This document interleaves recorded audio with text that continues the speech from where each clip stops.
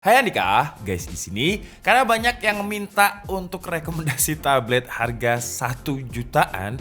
Bayangkan ya, tablet harga 1 jutaan. Susah banget sebenarnya. Cuman kemarin ketika saya coba belanja online shop kok ada tablet yang harganya 1 jutaan. Dan kalau kita lihat spesifikasinya cukup menarik. Dan perkenalkan ini adalah Huawei DTab 01K. Dan disclaimer dulu, kalau saya beli tablet ini dengan harga bekas ya, 1,7 juta. Ada 2 SKU, bukan 2 SKU sih ya. Kata sellernya yang 1,7 juta itu bekas pemakaiannya lumayan banyak. Jadi kalau kita lihat di sini bekas pemakaiannya, di kamera nggak kelihatan ya. Tapi di sini adalah bekas-bekas pemakaian baret alus. Cuman kalau yang versi like new itu harganya 1,9 juta. Kalau kita lihat dari Huawei yang baru aja ya, ada MatePad T8 dan juga MatePad T10. Harganya mirip-mirip dengan versi Docomo D01K ini. Cuman kalau untuk yang MatePad T8 atau T10 itu cuma Wi-Fi only, gak ada seluler. Nah, yang kita bahas ini dia seluler. Tapi tetap menurut saya kalau misalkan belum nyobain dengan harga 1,7 juta untuk varian yang bekas pemakaiannya lumayan banyak, kalau saya pribadi masih prefer MatePad T8 atau T10 lah karena lebih baru versinya. Tapi nggak apa-apa, kita cobain aja Huawei versi limbah Jepang versi Docomo ini. Oke, jadi di sini ada kamera. Kameranya ini memiliki resolusi 8 megapiksel dan seperti biasa ada tulisan Docomo di sini karena ini versi Jepang. Dan di bagian bawahnya dia ada tulisan Harman Kardon. Jadi speakernya ini quad speaker Harman Kardon. Dan sebenarnya udah saya cobain untuk speakernya dan speakernya powerful banget. Nanti kita coba. Sekarang kita bahas dulu untuk dari segi build quality-nya. Dia menggunakan bahan material full aluminium untuk frame-nya ini ya. Frame sama bagian belakangnya ini full aluminium, dan kalau misalkan kita bandingkan seperti ini, nah lumayan kuat. Terus di bagian portnya, di bagian sini ada volume up and down dan juga ada tombol power. Di bagian atasnya ini ada audio jack. Terus juga ada speaker 2 di bagian atas. Terus di bagian sini ada USB Type-C untuk input charger. Di bagian ini ada lubang mic dan kita juga bisa expand untuk memory card di sini. Dan juga ada SIM card. Nah, kalau kalian lihat di sini udah ada SIM cardnya karena sekalian saya cobain untuk SIM cardnya apakah bisa. Karena biasanya versi Docomo itu kan pasti nggak resmi. Dan untuk SIM cardnya aman. Nanti kita perlihatkan. Dan di bagian bawahnya ini dia ada 2 speaker lagi. Oke, sekarang kita cobain dulu untuk SIM cardnya ya. BTW ini adalah fingerprint. Jadi dia ada fingerprintnya juga. Kita cobain. Lumayan cepat untuk fingerprintnya. Dan kalau kalian lihat ya di sini itu sudah ada logonya sih ya, 4G. Nah, dia 4G ya, bukan 3G. Saya nggak bisa menemukan informasi ini keluaran tahun berapa karena di websitenya Huawei itu pakai bahasa Jepang dan saya nggak paham bahasa Jepang. Intinya sih dia pakai Kirin 659. Kalau dibandingkan dengan MatePad T8 atau T10, lebih baru MatePad T10 karena dia udah pakai Kirin 710. Oke, sekarang langsung aja kita coba untuk selulernya dan dia bisa ya. Nah, seperti yang kalian lihat, saya nggak pakai WiFi di sini. Ini kita putar video YouTube yang resolusinya 1080p. BTW untuk resolusinya si D10K ini dia WUGA atau bisa dibilang Full HD Plus lah karena resolusinya itu 1200 x 1920. Kalau untuk panel layarnya dia pakai IPS, jadi dia memiliki wide viewing angle yang lebar dengan 178 derajat. Kalau misalkan kita lihat dari sisi manapun, ya karakternya IPS lah, tidak ada screen bleeding, tidak seperti panel TN atau TFT. Untuk brightness-nya ini udah mentok belum ya? Saya coba dulu, paling mentoknya seperti ini. Dan kalau misalkan kita tabrakan ke lighting, enggak terlalu gede sih ya, brightness-nya masih kalah, apalagi permukaannya glossy. Jadi jaring-jaring lighting saya ini masih terlihat. Tapi kita cobain suaranya karena menurut saya ini suaranya benar-benar imersif banget gitu. Nah segini ya. Dan untuk posisi speakernya saya suka karena di atas 2, di bawah 2, nggak di samping gitu. Karena kalau misalkan orang pegang tablet, pastikan seperti ini ya. Kalau misalkan speakernya di sini ketutupan, suaranya itu nggak keluar dengan optimal. Tapi kalau atas bawah seperti ini kan bisa lebih keluar gitu suaranya. Dan suaranya seperti yang kalian dengarkan sendiri, gila, ini imersif banget sih. Emang kalau misalkan tablet udah ada quad speaker terus pakai Harman Kardon, suaranya udah nggak perlu diragukan lagi. Sekarang kita cobain mungkin untuk bassnya ya. Oke, jadi kita coba volume paling full ya, suaranya nggak pecah walaupun ini tablet bekas dan suaranya Jadi ciri khasnya Harman Kardon banget lah. Cuman memang yang membuat tablet ini terlihat bekas atau jadul banget, frame layarnya masih lumayan tebel ya. Ya memang kalau misalkan jempolnya sebesar saya, it's okay lah. Karena kalau misalkan kita pegang tabletnya kan pasti seperti ini.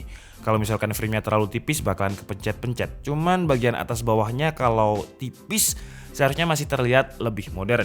Oke, jadi sekarang langsung aja kita coba benchmark ya. BTW dia pakai Kirin 659, dan sebelum kita benchmark mungkin kita coba lihat spesifikasinya di AIDA. Karena kalau saya lihat di websitenya saya nggak bisa baca.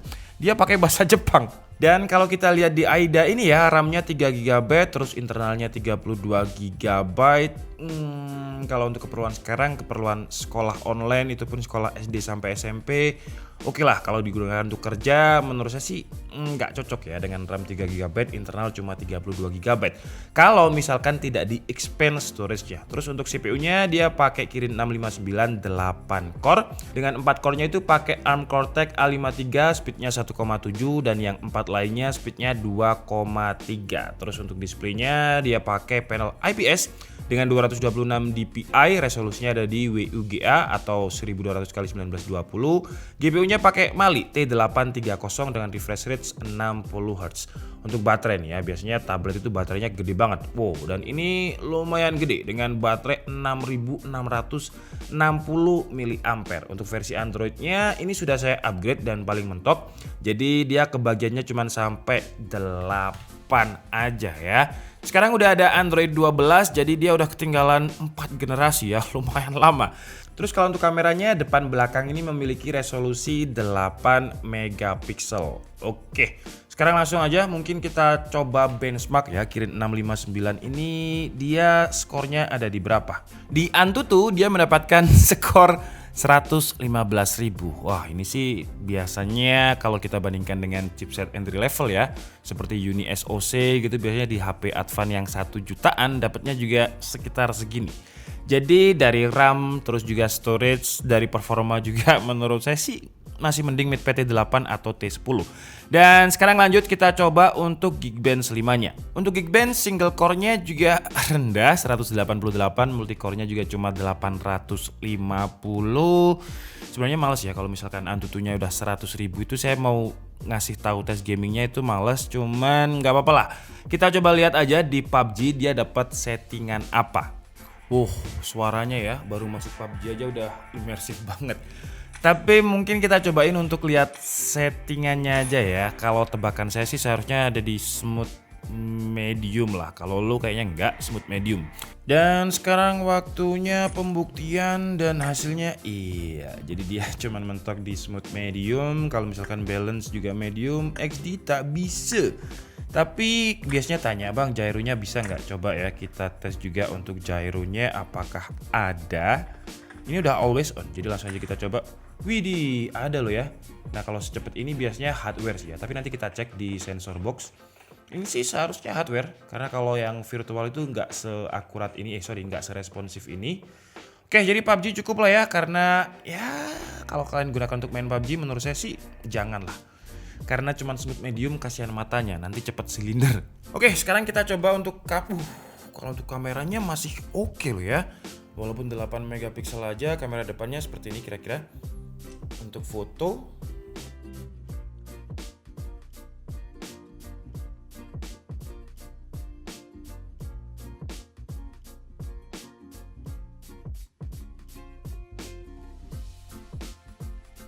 sekarang kita coba untuk video ya, tapi nggak mungkin kalian ngevlog pakai tablet. Kalau digunakan untuk zoom, menurut saya masih oke lah di harganya ya. Walaupun ini bekas, tapi untuk kualitas layarnya masih oke ya. Jadi menurut saya nggak terlalu terlihat webcam banget gitu. Dan sekarang kita coba move ke kamera belakangnya yang juga memiliki resolusi 8 megapiksel. Oke, jadi ini adalah kamera belakangnya yang resolusi. Kok kamera belakangnya lebih jelek daripada kamera depannya ya, kayak susah fokus gitu. Dan ini juga ruangan saya lumayan terang, banyak lighting, tapi kalau di layarnya Huawei The Tab versi Docomo ini banyak banget noise. Fokus, kok nggak mau fokus ya? Fokusnya susah banget. Nah, jadi untuk kamera belakangnya nggak sebagus kamera depannya malah. Tapi sekarang kita coba untuk videonya, itu objeknya manusia gitu ya, apakah fokusnya lumayan cepet, tapi saya nggak bisa lihat ya, jadi nanti kita lihat footage-nya aja. Seperti ini kira-kira, kalau misalkan bagus karena saya nggak bisa lihat, kalian bisa tulis di kolom komentar. Dan sekarang coba kita lihat untuk touch-nya, dia support berapa jari, berapa finger, basa-basi banget ya. Sebenarnya udah saya tes dan dia support 10 touch. Nah, ini frame-nya kalau kayak gini malah terlihat tebel banget ya. Dan sekarang kita coba cek untuk sensor-sensornya nih. Kalau saya sih yakin tadi sensornya itu hardware gyro. Dan untuk sensornya yang absen itu adalah proximity, terus temperatur dan juga pressure sensor. Untuk gyronya dia hardware jadi bukan virtual gyro.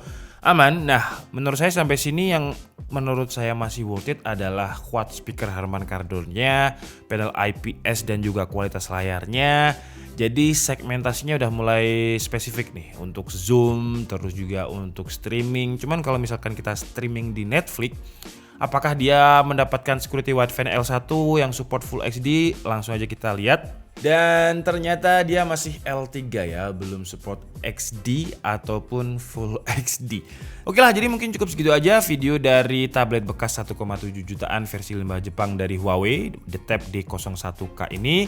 Kelebihannya pertama dari segi build quality dia solid banget sih ya, dia pakai aluminium, terus seluler dan quad speaker Harman Kardon. Udah itu aja sih ya. Kalau kita bandingkan dengan MatePad T8 atau T10 aja deh karena sama-sama 10 inch. Kalau saya pribadi agak mahal dikit, saya akan ambil T10. Tapi kalau T10 itu nggak ada GMS dan dia WiFi only. Ini cuma menang di seluler sama Harman Kardon. Selebihnya menurut saya ya bekas, OS-nya masih Android 8 dan after sales-nya udah nggak ada ya. Walaupun baru ini juga nggak ada karena ini bukan versi resmi Indonesia, Docomo. Jadi ya itu sih, kalau saya pribadi bakalan pilih MatePad T10. Cuman kalau kalian hobi beli barang bekas ya silakan coba-coba lah ya. Tapi menurut saya sih mending MatePad T10. Oke, jadi mungkin cukup segitu aja video kita kali ini. Saya minta maaf kalau ada kesalahan dalam penyampaian informasi. Seperti biasa kalian bisa mengkoreksinya di kolom komentar. Saya Dika Setiabudi and see you on the next video. Bye bye.